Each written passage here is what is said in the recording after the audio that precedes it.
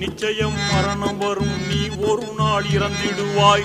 நேசரெல்லாம் அழுத பின்னே நீ சந்தூக்கு ஏறிடுவாய்.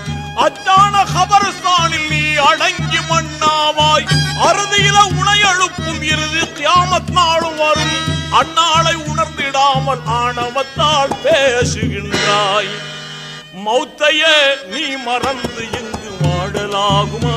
மாறிடும் வாழ்வினில் மூழ்குதல் நியாயமா?